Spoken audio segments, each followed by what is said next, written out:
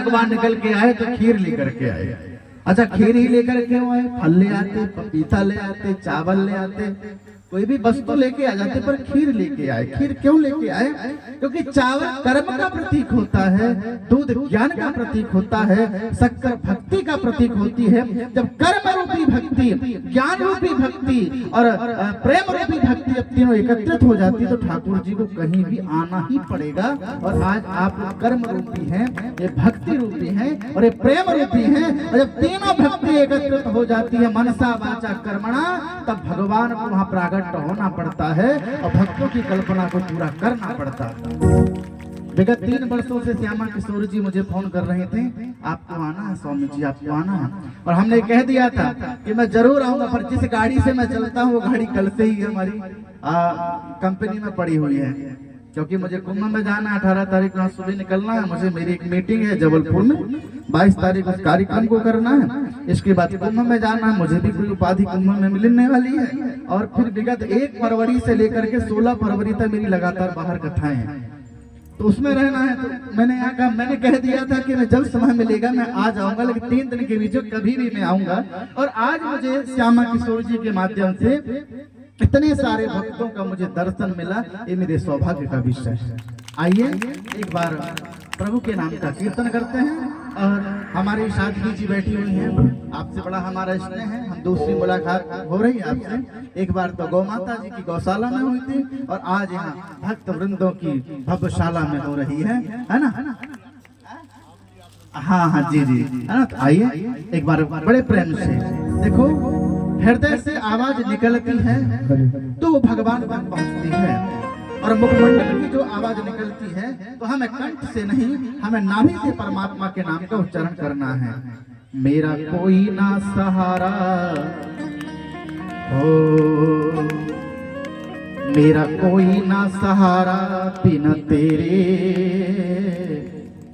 अरे घनश्याम सावरिया मेरे, मेरा कोई न सहारा बिन तेरे, घनश्याम सावरिया मेरे, मेरा कोई ना सहारा बिना तेरे, मेरा कोई ना सहारा बिना तेरे, घनश्याम सावरिया मेरे, मेरा कोई न सहारा बिन तेरे, घनश्याम सावरिया मेरे, घनश्याम सावरिया मेरे, ओ घनश्याम सावरिया मेरे, मेरे नाथ सावरिया मेरे, मेरे नाथ सावरिया मेरे, मेरा कोई ना सहारा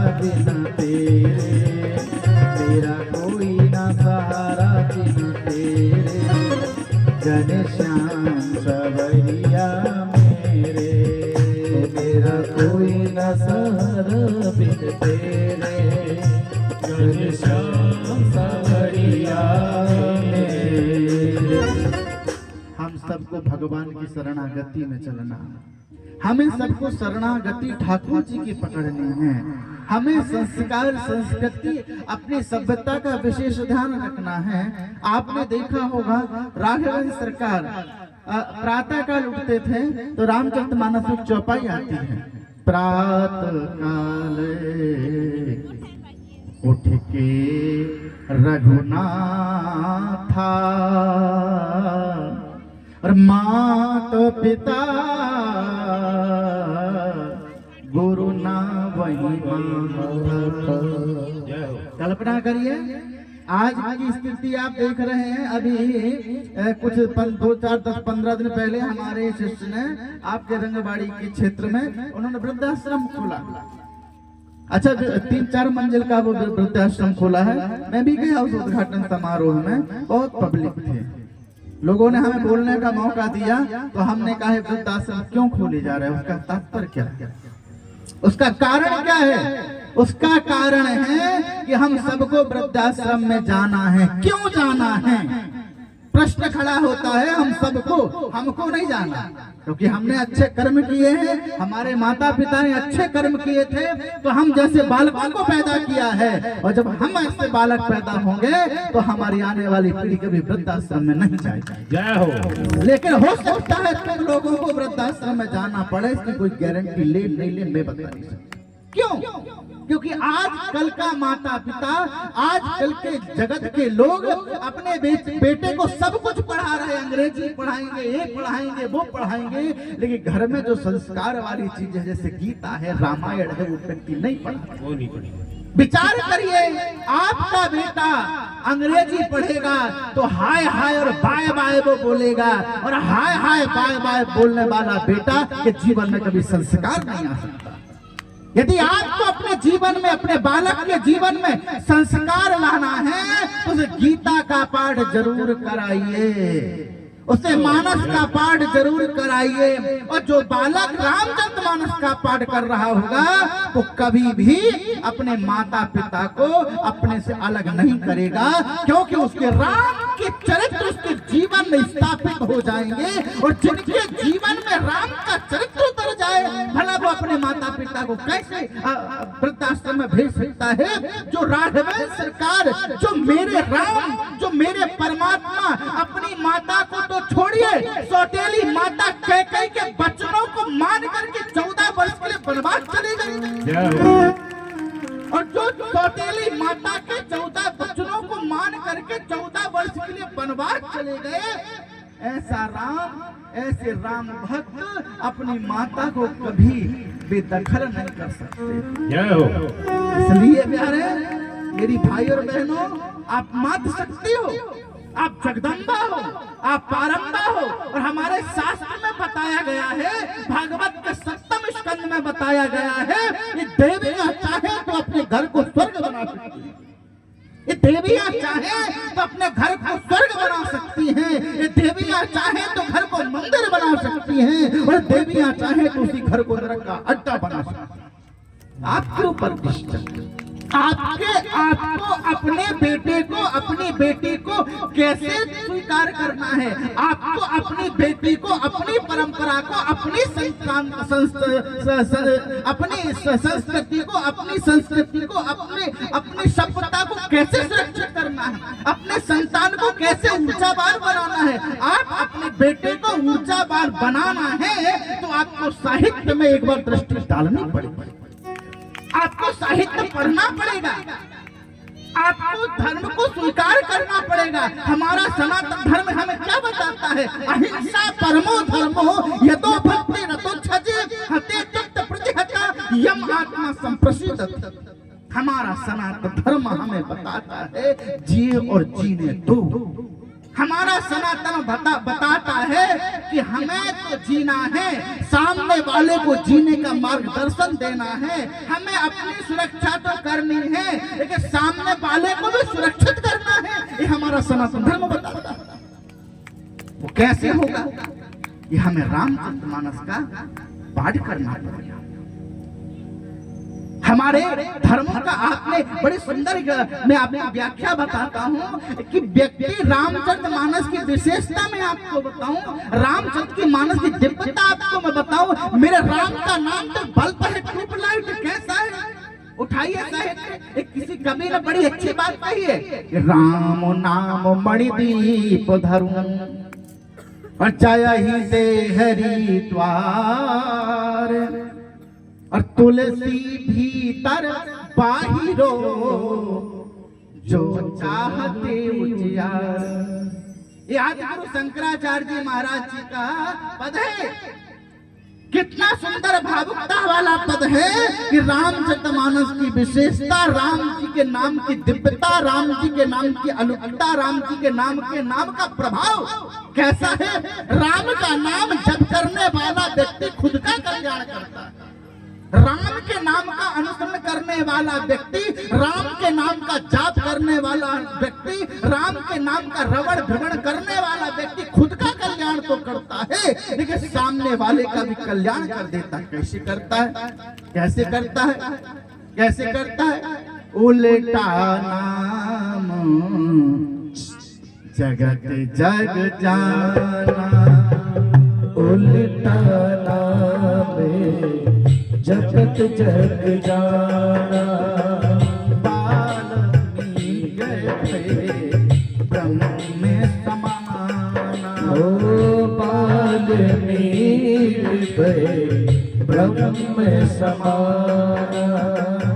वाल्मीकि ब्रह्म में समाना। ओ वाल्मीकि ब्रह्म में समाना। उल्टा नाम जगत जग जाना। ओ उल्टा नाम जगत जग जाना। राम के नाम को उल्टा जाप करते करते महाराज श्री जी वाल्मीकि जी महाराज ब्रह्मा की उपाधि को स्वीकार कर लेते हैं। कल्पना करिए राम के नाम का प्रभाव। जैसे दीपक को हम घर की दहरी में रखते हैं तो दहरी में रखने के बाद उसका परिणाम क्या होता है? वो दीपक का प्रभाव जो होता है, प्रकाश जो होता है, वो अंदर भी जाता है और प्यारे बाहर भी आता है।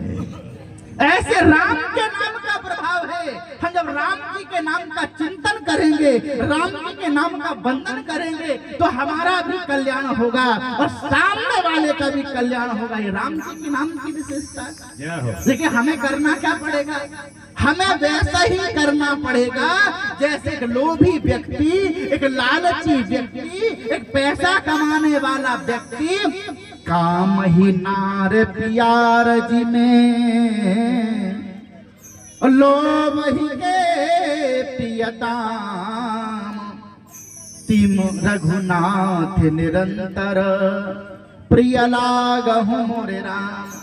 जैसे कामी व्यक्ति काम में सशक्त होता है, लोभी व्यक्ति लोभ में सशक्त होता है, ऐसे भक्त को भी परमात्मा की भक्ति में सशक्त होना चाहिए।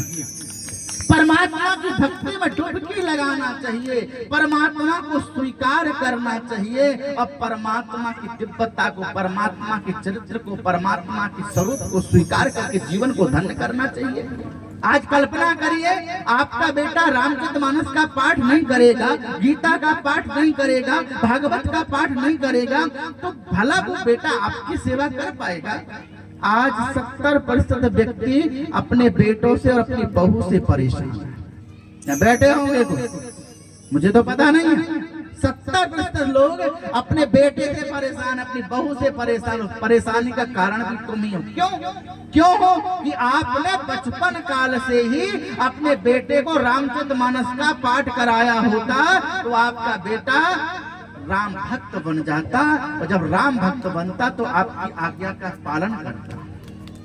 आप अपनी बेटी को सीता बनाना चाहती हैं तो आप उन्हें चरित्र सुनाइए रामचरितमानस का। माता सीता ने सुना कि मेरे पति राघवेंद्र सरकार को वनवास हो रहा है तो राम जी के पास नहीं गई। किसके पास में गई? अपनी सास के पास में। और अपनी सास के पास में जाकर के माँ कौशल्या के चरणों में निवेदन करने लगी, वंदन करने लगी है, अभिनंदन करने लगी है। हे माँ, मैंने सुना है कि मेरे नाथ को वनवास हो रहा है, मुझे क्या करना है? अवध में रहना है कि वनवास में जाना है? और मैया कौशल्या जी ने जानकी जी की ओर देखा। कौशल्या मैया ने जानकी जी की ओर देखा और जानकी जी की ओर देख करके निवेदन करने लगी, तुम्हें तो राम की सेवा में जाना है, जहाँ पति रहते हैं वहीं स्वर्ग रहता है, तुम पति की सेवा में जाओ।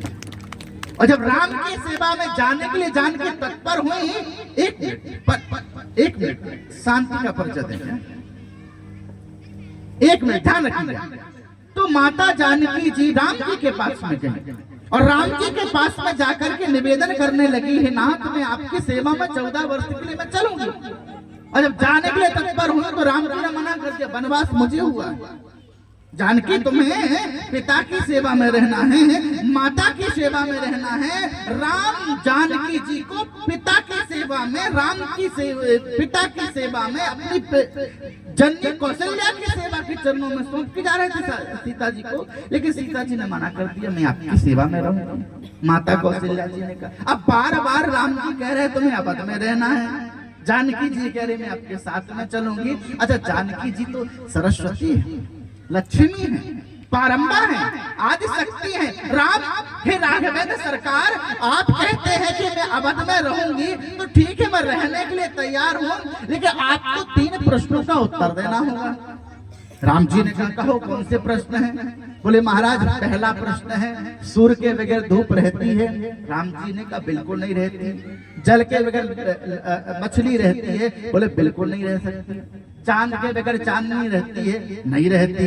तो जानकी जी ने हाथ जोड़ के कहा, सूर्य के बगैर धूप नहीं रह सकती, जल के बगैर मछली नहीं रह सकती, चांद के बगैर चांदनी नहीं रह सकती, तो राघवेंद्र, राम के बगैर सीता कैसे रह सकती? प्राणनाथ करनाय तनु सुंदर सुखत सुजान, तुम बिन रघुकुल मुदते विधि, सूर्यपुर नरक समान। क्या बात। जहाँ आप हैं वही सब कुछ विद्यमान है, विराजमान है, और यही बात आप अपने जीवन में उतारना चाहिए। और भगवान राघवेंद्र सरकार माता जानकी लक्ष्मण जी सहित तापस भेष ले करके, और आज वो अवध छोड़ करके दूसरे राज्य को अपना लिया, बन के राज्य को स्वीकार करके संतों की सेवा करी, संतों को दर्शन दिया, और वही से राम राज्य की स्थापना परमात्मा राघवेंद्र सरकार ने कर दी। ताली को बजा दो। हमें सबको स्वीकार करना है, हमें सबको अपनाना है, और सबको अपना करके हमें एक दिव्य सम्राट इस राष्ट्र को घोषित करना है। हमें गौ की सेवा करनी है, हमें संतों की सेवा करनी है, हमें अतिथियों की सेवा करनी है, हमें माता पिता की सेवा करनी है। और जिस घर में गौ की सेवा है, संतों की सेवा है, ब्राह्मणों की सेवा है, अतिथियों की सेवा है, उनके घर में कभी कुछ दरिद्रता आ ही नहीं सकती, क्योंकि उस घर में तो नारायण का वास है।